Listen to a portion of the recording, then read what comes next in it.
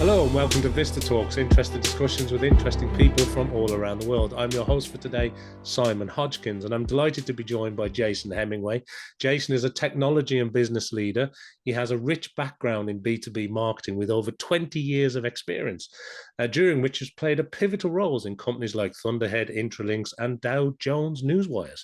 Jason is the CMO, the Chief Marketing Officer at Phrase, the localization suite that helps you to automate, manage, and translate all your content into the languages that your audience speak. And of course, the experiences they live. Jason, you're very welcome to VistaTalks today. Thanks, Simon. Nice to see you.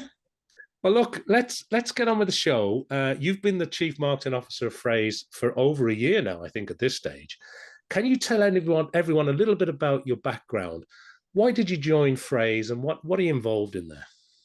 Yeah, so look, as you quite rightly said at the beginning, I've been in B2B technology marketing for, God, it's 20 years now, which is sort of depressing in a way, but good in many ways, which means I have quite a bit of experience in B2B, mostly in technology. In fact, all of those companies that you listed at the beginning, they're all technology-driven businesses. And most recently in the MarTech space, which kind of led me sort of to Phrase in an interesting way. The MarTech space is all about customer engagement and personalization in a lot of cases. And what attracted me when I sort of thought about Phrase was, or when the opportunity for Phrase came up, was when we talk about marketing technology, we all talk about how you build customer engagement, how you build personalized relationships with customers. Yet lots of times we miss a trick with kind of localization. Localization comes towards the sort of end of that process. And so I was sort of intrigued by an industry which I didn't really know too much about. Obviously, as a marketer, you kind of know a bit about it, but not a huge amount. And so it really interested me on that kind of tailwind of, if brands are looking more at how they build better relationships with customers and how they market to them more effectively and how they service them more effectively, then why isn't localization kind of a bit more on the agenda as a strategic driver of growth? So that was the first thing, those kind of tailwinds coming in. And then, as the opportunity for Phrase kind of came across my eye line, I guess you look at the technology business and you sort of think, well, okay, technology is firmly playing a part in localization now, more so than ever. I mean, we're going to talk a little bit later about some of the AI-related activity, which is just going, haywire at the moment. But I think that the business was kind of a point of inflection itself, as well as the kind of market. So when I joined, one of the first projects that I came in to do was really unify the brand, because we were formerly MemSource, which some of your listeners may completely know about, and Phrase. So MemSource was really, really well known in the TMS space. Phrase was really well known in the software space. It was kind of bringing those two businesses together and unifying them under one brand name. Ironically, we actually chose the name Phrase, which is one of the businesses. And that was all down to the CEO at the time and the founder, David Chanak of MemSource, who decided, as part of the brand redevelopment program, that Phrase was actually a good name, that we should probably go with that. It probably meant a little bit more to lots of different people. And as localization expands beyond perhaps its realms, as it is doing now, its traditional realms, I guess Phrase is a bit more of kind of an accessible name for people to use. So the first exercise was the rebrand. That's quite exciting for a CMO to come in and look at. And the other thing was, at the same time, was the technology itself, unifying it as this kind of platform between, and you mentioned at the beginning, we have what we call the Phrase Suite, and that was launched literally after a month after I joined. And the Phrase Suite is really about this. How do you deliver for a business an end-to-end localization platform from a technology perspective, not a services point of view, but how do you unify what is ultimately, in lots of cases, a fragmented process with lots of different technologies? How do you bring that together? How do you offer an enterprise a sort of single hub where they can go, okay, well, I need to sort of localize my website, my apps, my product, but also all the content, maybe legal documentation, all of that. How do you service that entire need from a platform point of view? And that was a really interesting piece. And one of the things that really attracted me was a unified platform to manage any and all localization, or even to the layperson translation across any part of the business. And that's really the sort of central premise of the Phrase Suite, and really what drove me to sort of think that this was a good place to start. Now, as it turns out, in the last sort of 12 months, you said, what have I been up to? Well, so the first was kind of baptism of fire, you know, jumping in at a rebrand and jumping in at a product launch. It's like, okay, what else do you want? But as we sort of get into it, we have this thing called Cadence, which is a quarterly release where we release things in the product all the time, but we kind of group them together when we announce stuff into what we call a cadence. And the cadence is kind of a unifying message, a unifying thing that the business can get around what are we developing and what we're launching every quarter. So it's something that our customers come to expect, and it's a good way of showcasing innovation that we're doing every month, and we do a lot of that.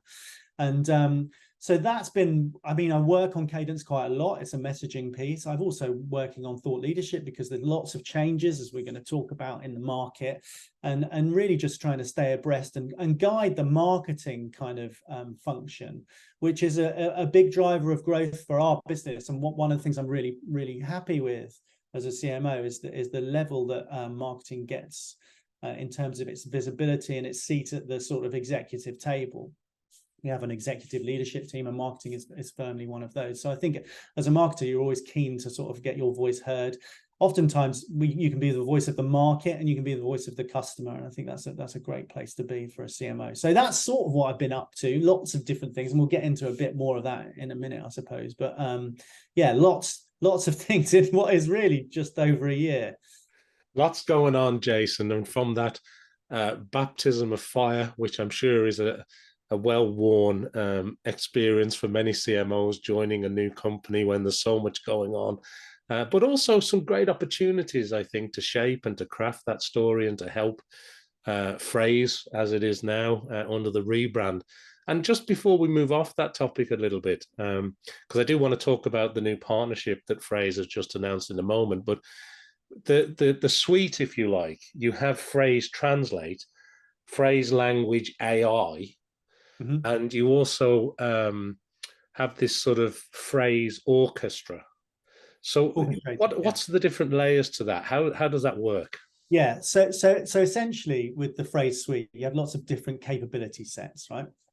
So if you think, I talked at the beginning about the standard TMS and the kind of software development platform, but there's a whole piece that we roughly call the AI hub sort of area, where we have lots of AI-driven initiatives, because we've actually been doing AI-related machine learning and things like that for the last 5 years. So it's just accelerated, I guess, is one of the sort of key things for us. But we had Phrase Translate, as you kind of mentioned, which is our MT aggregation sort of platform or capability, part of the Phrase suite.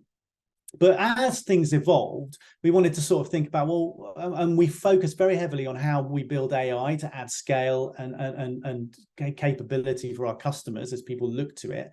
And we wanted to think of a more contemporary way of sort of describing that. So Phrase Translate, we rebranded to be the sort of collective term for all of our AI and ML and MT related capabilities. And really why we called it language AI was to reflect the future direction, because Phrase Translate is kind of, you know, it does what it says on the tin kind of thing. But actually what we want to do is think about, well, the future is going to be AI driven, and it's all about AI being used in language. So let's use this collective noun of Phrase Language AI for all of those kind of developments that sit under that kind of MT related or ML or AI kind of grouping. It just felt a bit more future facing for us, as well as it's a good home for some of those capability sets that we developed to be delivered in there. So you've got that core element. It's kind of a middle piece of the Phrase suite. So it's how do you use some of the more traditional pieces of capability in the TMS and the software localization, the strings product. People who are developers will know exactly what that kind of side of things are. But how do you add that in as a capability set in amongst the Phrase suite? So basically there's a set of auto select tools, MT aggregation, quality performance metrics that you can put in the middle. It's kind of the middle piece of the Phrase suite. And then you talked a little bit about orchestrator. So the big thing there is, you know, you've got all of the MT side of things and how you aggregate that and choosing the right engines for the job at hand. But the other side of things is, well, how do you orchestrate the workflows and all of the things that happen in a complex kind of localization environment? So how do you manage those projects? How do you manage routing of certain things to either machines or humans, or, you know, how do you deal with that kind of scaling issue? Well, you probably need to build in automation, and automation is lots of times around how you build workflows. So one of the things we launched back in February was the phrase orchestrator, which is a drag and drop, no code kind of way of thinking about. If you've got any marketers on the call, they'll know it from, things like Eloqua or HubSpot, those, email workflows that you do with the branches. It's exactly the same principle. You drag and drop kind of workflows. If this, go there. If that, go to that direction. And it just helps streamline operations. And I think as we look towards the future, streamlining operations and dealing with what I think will be a cascade of content coming at localization teams from all sorts of angles as people get more used to generating their own content. And that can be from consumers or even internally to the business. How do you scale your localization operation so you can do that efficiently, compliantly in lots of businesses, so you don't have kind of what we call shadow localization happening across the business, which isn't ratified or secure or is giving away IP in places. So how do you do that? Well, you need to have you need to use AI to add scale and start thinking about, well, what's the quality of this sort of stuff? Are we selecting the right engines? Ultimately, quality sits at the heart of it. You want to rely on the fact that the stuff that you're producing is all to a certain level of quality. And if it does have a kind of exception, it goes to a certain place, or if it's of a certain quality or machine qualities that can go that way using your workflow tools, or if there's an exception, we need it to go to a human to review, then that workflow goes there. The trick is not to make the human have to do too much from a business point of view until it's necessary, right? Until you really need it. So what we're really enabling is this idea of AI and workflow actually leads towards helping brands scale and actually deal with the scale that's going to be hitting people. And I think if you look at traditional approaches, one of the dangers of the traditional models, if you don't start using technology, is that you can be overwhelmed by the amount of stuff as a localization team. You can be overwhelmed by the amount of stuff that's expected of you. The business will be asking you questions about how are you using AI and all of those kind of things. And then ultimately, you've got to do it without breaking the bank. You've got to do it without bankrupting the business, because the processes that you might have could be hugely costly, they could be labor intensive, and they could be massively laborious. So you need to look at automation and how you use that in conjunction with AI. They're kind of synonymous in a way. You use one with the other to make sure that you can deal with all of those things that mean that you can scale your operation to meet the demand. And the demand, by the way, is driven mostly by the customer, not necessarily internal. I mean, customers can be internal customers as well as external, but customers will start expecting brands to do this. They will start expecting that your content is in the language they speak whenever they interact, because people will be doing it. And if you can get in there early, you've actually got a competitive advantage as well, I think. So it also means that you can get to markets quicker. You can build customer engagement more easily if you speak the language. I mean, it sounds so fundamentally obvious, but we always talk about things like personalization, Simon, in marketing. I always think, as a UK guy, and I've worked for American businesses as well, when we think personalization, everyone thinks in English, always. They always think, oh, how am I going to personalize this to your needs and that? But they don't think about, well, firstly, if I'm going to personalize it, shouldn't I be thinking about the language you speak to start with? Because there's no point personalizing in English, because it already feels sort of distant if I don't speak English my first language. So anyway, that's the sort of sides of the argument there. So I sort of deviated away from where all those tools are, right? But the key thing there, I think, is how do you help businesses use some of those AI-related tools that we've built? We also announced, and I think you mentioned it, was this custom AI, which is a sophisticated environment for training your own models. So it's not necessarily that you have to go to LLMs, or you have to go necessarily to use different, major, translation engines. You can actually develop your own custom model and engine and train that. Now, the question of how far that goes and where LLMs play, that's still working out. But I think that is another option that we've given people, and people are using that, because obviously if you're training your own models and using your own data and your own people to look at it, then you can actually build a model that's highly sophisticated and tailored to your business. So that's one of Jason, the other. that makes a lot of sense. And I really do like what you've done there in terms of, I suppose, that rebrand ultimately, the way you've sort of positioned it as phrase language AI, you've got phrase custom AI and phrase orchestrator. And I really like the phrase orchestrator as well, because as you quite rightly say, the content's coming in from everywhere, the requests are coming in from everywhere. We've got AI running through everything now. And so being able to manage that in that, if that, do this, and making sense as well of this whole ML, AI, growing content world that we're involved in. It's a really great look. You have these sort of three building blocks, if you like, through Phrase to be able to help you through that in terms of what you need. So thank you for sharing that. Thanks for sharing that with our audience today. It does bring me on to the next thing I wanted to bring up, though, and I have to bring it up because Phrase and VistaTech recently announced a big partnership. Phrase helps companies, as we know, to accelerate that global growth. It gives people the content they need, in the languages that they speak, as I said earlier. So what is it about this VistaTech partnership? Why is this important to Phrase? Well, it's interesting. Some of it's a little bit more of a formalization of things that we're doing. We've been working together, I think, from what I can remember, since 2019. So we're sort of working together, and VistaTech use Phrase technology solutions as part of your LSP operations, right? So that's already going. But the key thing now is to sort of formalize that, and I think the key element for me was the vision.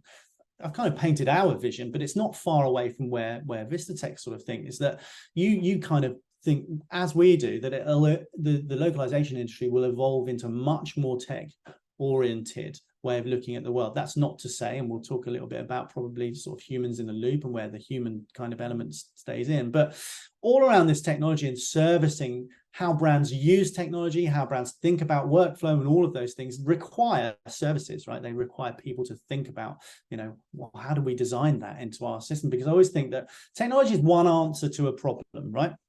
If you don't have the right people in place, and you don't have the right processes in place, that kind of triangle of three things, the technology, you can have all the technology in the world, but if you don't have the right people to think about it, you don't have the right processes to use it in the right context, it's not going to work. So technology projects can fail because you don't have those three things in alignment. So I think it's a perfect partnership because we have this very, very shared vision. We also have a number of shared customers, obviously, which I think is really good. And the real thing is, I think that you're bringing your expertise in the language service side of things, and we're bringing our expertise in the technology side of things. And that's a good coalition, if you will, of two different ways of thinking about it. Your kind of people process side of things, and we're kind of technology and process. So the kind of things work together. And I think the partnership's quite interesting from our side of things because, as one of our sort of partners, we'll have, joint visibility on things. We'll do things like this together. We'll work more closely, but we'll also, partner with each other at certain accounts. We'll have certification programs where we both know exactly what each other are kind of doing in terms of, your guys understanding the technology. We have monthly cadences and QBRs. So it's quite a tight-knit kind of a partnership. But really, ultimately, what we're trying to do is go out to market together and go to customers and say, look, Fraser's got an amazing suite of technologies that can be used in all this way. We've got the services and people that you will need to help you deliver that and help you look at your language services and the provision of those. And that's where the marriage kind of works really well, I think, and why it's an exciting partnership for both of us, actually. Yeah, no, 100%, Jason. It's great. I was talking to Phil Ritchie as Chief Technology Officer recently, who I know works closely with you guys. And, Phil is a big proponent of VistaTech's technology agnosticism, providing the right solution for the right customer at the right moment in time. And it really does work well together in terms of that partnership that was recently sort of refreshed and announced to the world. So it's great to see that. And it brings me on to something that your Phrase's Chief Executive Officer stated recently. And the quote was that by combining these cutting edge technologies with VistaTech, because VistaTech has this sort of wealth of expertise that you mentioned, this global content services space that VistaTech's involved in, we're sort of merging the technology and the experience to offer highly valuable localization solutions to this shared client base. And your CEO also went on to say that as we all enter this new era of localization, it's centered around this harnessing, if you like, this transformative power of AI. And obviously it's a great opportunity for both companies. But the question I've got for you based on that is, when it comes to this transformative power of AI, and you've sort of built that into some of your brand repositioning of your services that you mentioned earlier. When it comes to that transformative power of AI, how do you see it, Jason, as the Chief Marketing Officer? How do you see it continuing to impact your company and I suppose the wider language and localization industry as we move forward together? Yeah, I guess there's probably two sides to it, and one of which I've sort of alluded to. One side is the customer side of things. So, and I don't mean our customers in terms of the businesses, I mean the business's customers, so the end customer of any business. I think all that will happen here is customer expectations will grow and grow and grow. So businesses need to keep ahead of that. And it was already there. Like customer engagement, customer experience has firmly been a kind of board item on many, AGM meetings or whatever, saying, oh, we must, continue to invest in customer experience and engagement as a way of profitably growing the business and our customer bases. So I think one of the things is AI will just actually mean that people are expecting more of the brands and the experiences they have with those brands. So it will also generate a load more content. And I sort of alluded to that, that will impact the language and localization industry hugely, because there's more content to be managed, if you will. And then if you think about, and I talked a touch about that, internal sides of the business, whether that's legal teams or training teams or technical documentation teams or field services teams, one of the key things will be, how do you actually embrace the fact that they can generate their own content, and how do you actually move it so that if they're using generative AI to do things like that, and how do you build in workflow and procedure to make sure that you can localize that quickly and at scale? And that's a huge thing. So the diversity of content being generated daily now and in the future means that there's going to be much more demand, I think, for technology and content services to help people plan for that and execute around that. So I think one of the things, or one of the routes I'm confident in, is that localization will become a bit more ubiquitous than it is now. So it will be easier for people to have high quality localization. That's one of the key things. And that will be driven by AI and all the workflows that surround it, and all the people that can help deliver that kind of program of change. It's a bit like when people talked about digital transformation. And we used to talk about digital transformation in my previous businesses, and it always used to be around the customer. And that's what this will be. It will be, how do I transform my localization to be all around the customers that are expecting things from us, and also our internal customers. So I think that explosion of generated content will require effective use of AI. And that's probably why we prioritize as a business that AI. 3 pillars of our kind of future development is AI. So what are we doing in AI? Workflow, how are we building that into workflow and automation, and scale. So how do we make this scale to handle lots of volume, basically? And that's how we prioritize our development. So that's really the way we see the future, actually. Yeah, I like that a lot. And I think using that, again, that term transformative power of AI to help you scale and to help you with that, whether it's the internal or external customer, I think is fundamental to everybody's ability to scale.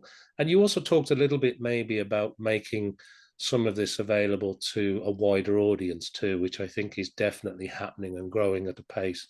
And people are really considering that. It's much more of a topic of conversation now for many brands and organizations. But look, I have to mention that at the time of us recording this episode of VistaTalks, we've seen some very fast-moving news stories around things like OpenAI and Microsoft and everything that's going on there. But all of this is set against a backdrop, isn't it, Jason, of this continuing technology updates from many companies in the AI space. This really is a fast-moving technology landscape and story. The discussion topic, however, that keeps coming up, particularly in the localization field, is about the human in the loop, this expert sort of human additional element that you need for localization to provide expertise and those quality checks. And I'm interested in exploring what your view of this is as a chief marketing officer. I'm interested in your views. Where do you feel we're at with AI in this context? Because I've got some people saying to me, engineers and chief information officers and CTOs saying, it's going to take over. It has the empathy. It's going to, we're only a short way away from it being able to do it better. And then you've got the other side saying, no, actually, that's not the case. You're always going to need an expert in the loop. You're always going to need a human, hallucinations, and you get into that kind of an argument. What's your view on that as a CMO? So if I look at it two ways, and I'm not a CTO, I always think CTOs might have a vested interest in making everything look towards technology as the answer, right? But that aside, my bias aside, I think today, there's a lot of noise, right? There's a lot of noise and there's a lot of uncertainty of how things are going. And you see it, even down to sort of the news that's been in the news this week about people even, there's a lot of uncertainty where certain chief executives are, sort of thing. So anyway, but my point is, I think there's a lot of experimentation. I think there's a lot of noise in there. And we were really, really sort of thoughtful about how will it drive meaningful value, and that's why we're kind of thinking about AI. We're not releasing gimmicky stuff. We're really focusing down on the key things, and one of the key things is that kind of dynamic quality stuff that I mentioned, but also workflow and all of those things. But I think people are experimenting, and there is still a way to go. I think as businesses start to achieve this sort of enormous scale and unlock all those new opportunities that we talked about, they're still going to need, for the time being, a percentage of humans in the loop. And I can see that going a long way. I don't see at the moment that it's going away very quickly. And I think there's a degree of automation which will take over and quality will increase. But I think there'll always be a percentage of human involvement as volumes grow. The absolute quantum of human in the loop may vary, but there'll be so much more content that I don't think the human, if the worry is, oh, there's never going to be any humans, I don't think that's coming, right? Let's just put it out there. I think there will be still stuff for humans to do, and as content explodes, there may very well be more things for humans to do because there's lots more content to get through. But there will also be, and there's no denying this, quality will improve as LLMs and generative AI come in and we get used to it, and it stops the hallucinations, or it learns better, and all of those kind of things. The key thing I think here is quality. You see if you can have some kind of quality scoring mechanism, which actually you can really rely on and route things to the right place. Humans in the loop, by exception, whatever that might be. Does it need to go to a human? Yes, no, it's sufficiently scored, we're confident. Then I think that's where it gets really interesting. And that's where the scale side of things can probably be, the machine translation side of things. The fact is, I think probably humans will always sort of be in the loop. And by the way, probably humans will always be around for the process of designing the systems and maintaining the systems that are doing, the automation, right? Because somebody has to build the workflow, somebody has to think through how that goes. So there's a human in the loop from a technology deployment side of things, but there's also a human in the loop from, the quality. Once it, needs, some things will need a human's eye on. Over time, that may lessen, but as I said, the content explosion means that there'll always be, I think, an element, and it may even be more than it is today, right? Yeah, and I think the quality and the measurement, I think, as well, helps you decide that almost conditional logic, doesn't it? So thank you for sharing that. It's all I should say. Look, it's also, it's difficult to predict this, right? Because things change. I think everybody's kind of looking at. I think you have to build for scale, which means you have to deliver a certain element of automation and machine related translation, and that will get bigger. There's no denying that, and the quality of that will get bigger. But you do have to sort of keep an eye on that. Ultimately, humans, I think years ago, machine translation was going to take, 20 years ago, probably, machine translation was going to take over the world, and it didn't, right? So, it's there, but it didn't take over the world. So I think, while everybody in technology might be sort of saying, it's all going to change. Yes, it will, but it probably won't be nearly as quick.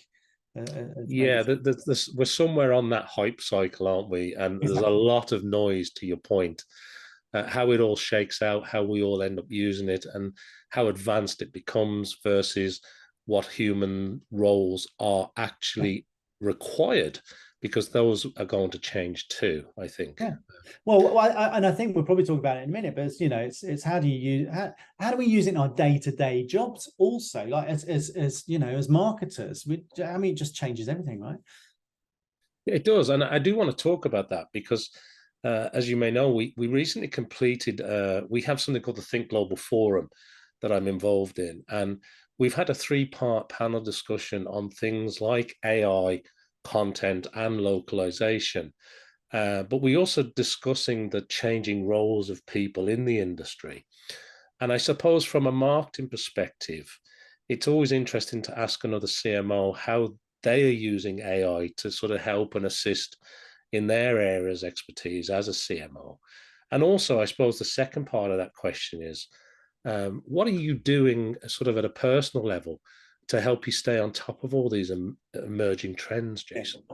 Okay, well, let's break that down into probably 3 parts, and we'll deal with first. I think, look, how do you deal with it? I think there's a few places that I kind of look. We have regular team meetings as a team, and we've actually had marketing hackathons, which is kind of an interesting one from our side. And we did one a few months back where everybody went off. We had a little briefing on, you know, how AI is coming into marketing, and everybody went off and built, you know, a plan for how they were going to use it. And we had things like, could you mine the conversations you're having with customers to kind of get out themes, you know, using tools that record customer conversations. Now, interestingly enough, that kind of stuff, you've got to be very careful of customer confidentiality, which raises, you know, some questions around what tools you use in AI to extract information from your conversation with customers, and where data privacy hits on that. So some of those ideas, they can come off. However, there were other ideas of how do you use, you know, avatars in terms of your product demos. We haven't actually put it in place yet, but I think there's a really interesting one. How do you use it for content production? But I saw so we were looking at that, and we actually do use a tool. It's called Byword for generating some content for us.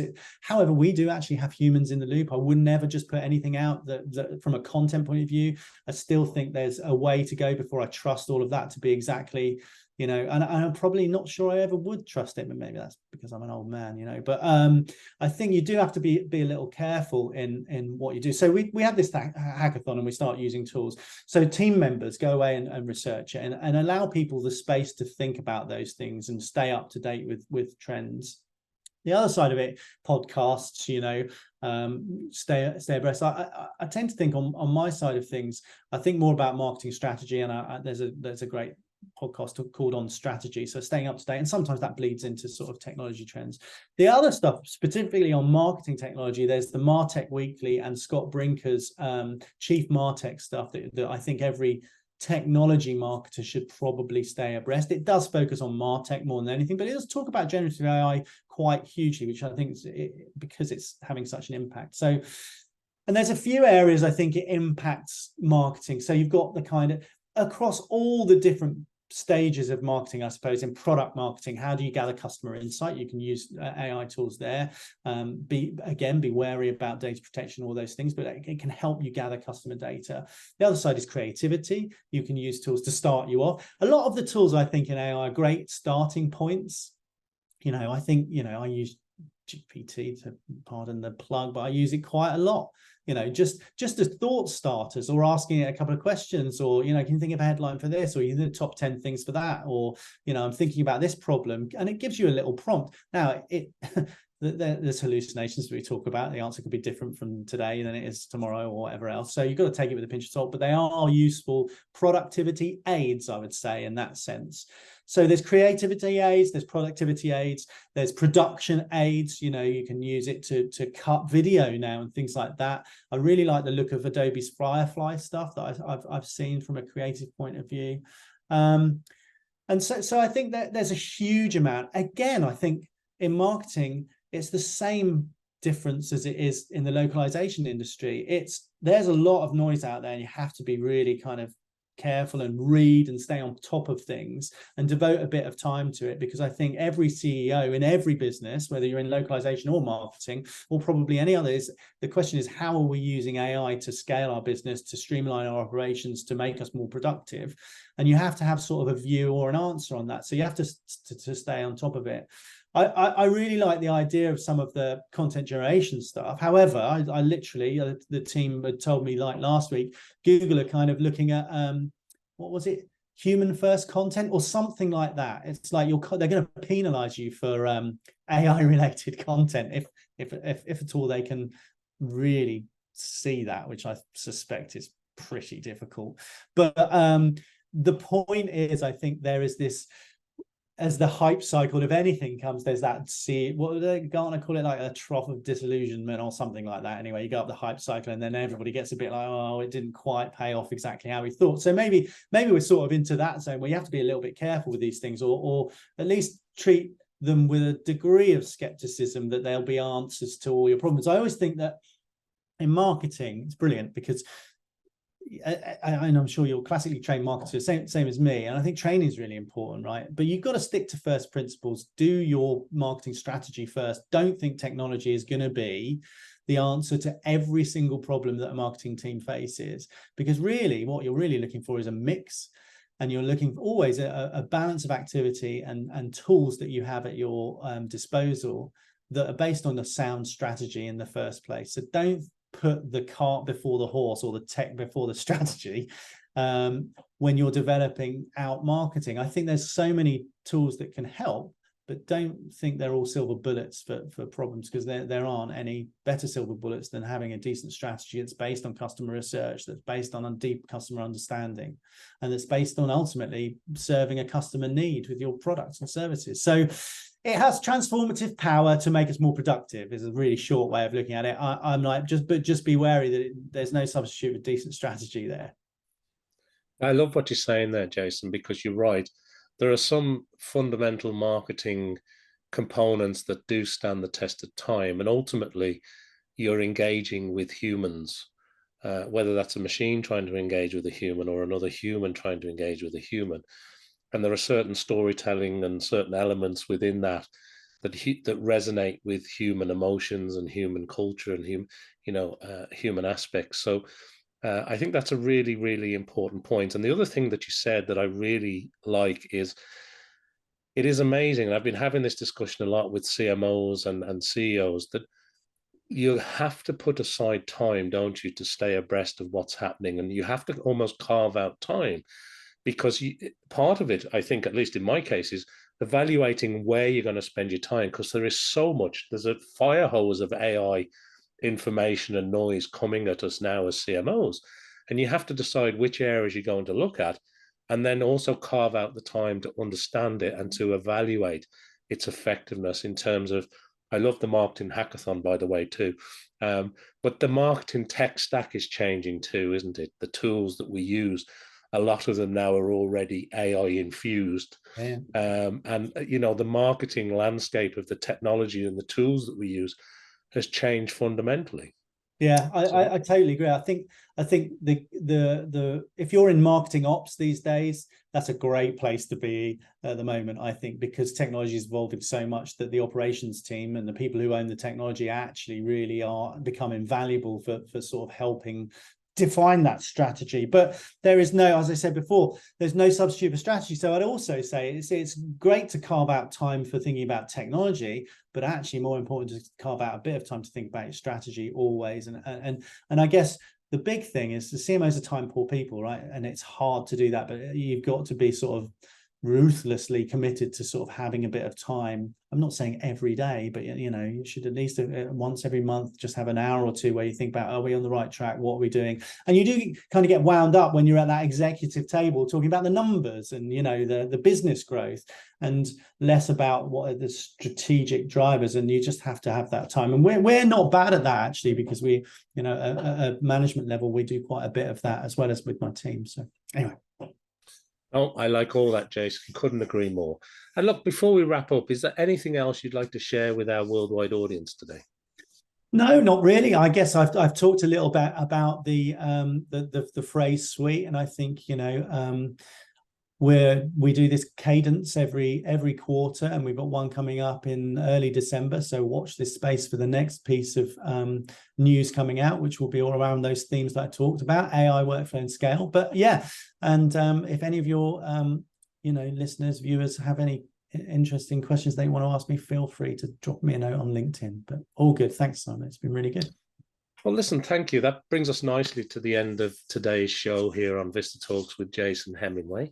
please make sure that you tune in again and or listen to the next VistaTalks show, where we'll be discussing more interesting topics with interesting people just like Jason from all around the world. Thank you, Jason. Real pleasure to catch up with you again today. And you, Simon. Cheers.